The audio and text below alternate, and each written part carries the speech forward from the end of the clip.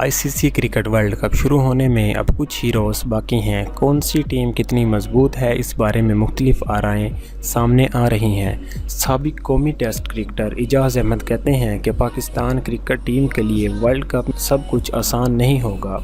Pakistan team को सख्त मेहनत दरकार है।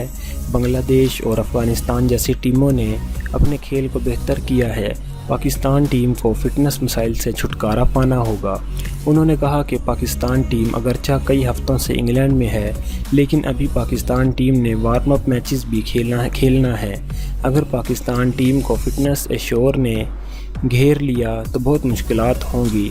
कंडीशनर के मुताबिक फ़िटनेस मसाइल पैदा होने के इम्कानात हैं। शादाब खान की वापसी से एजाज़ अहमद कहते हैं कि शादाब खान के आने से बॉलिंग में बेहतरी आएगी, क्योंकि इंग्लैंड के ख़िलाफ़ सीरीज़ में ख़राब बॉलिंग की वजह से मुश्किलात पैदा हुई। Shadab Khan New Zealand, England, Australia और जनूबी अफ्रीका के बैट्समैनों के लिए ख़तरा साबित होंगे। एजाज़ अहमद ने कहा कि टीम में इस वक्त गेंद को टर्न करने वाली बॉलर की कमी है। अमाद वसीम रन्स तो रोक लेते हैं, लेकिन वो टर्न नहीं कर सकते। वनडे में रन्स रोकने से बढ़कर विकेट लेने का फ़ायदा होता है। एजाज़ अहमद समझते हैं कि वहाब रियाज़ को टीम में शामिल करने का फ़ैसला दुरुस्त है। उन्हें पहले ही टीम में होना चाहिए था, ताकि कंडीशनिंग से हम आहंग होते। वहाब रियाज़ स्विंग करने की सलाहियत रखते हैं, जो इंग्लैंड के मौजूदा कंडीशनर में सूदमंद रहेगी।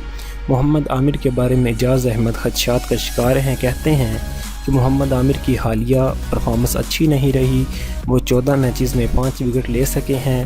हालिया दौर में इंग्लैंड में कोई मैच नहीं खेल सके, चिकन पॉक्स का शिकार रहे। अब देखना है कि वो पाकिस्तान टीम के लिए मुश्किलात का बास बनते हैं या हरीफ टीमों के लिए ख़तरे बनते हैं।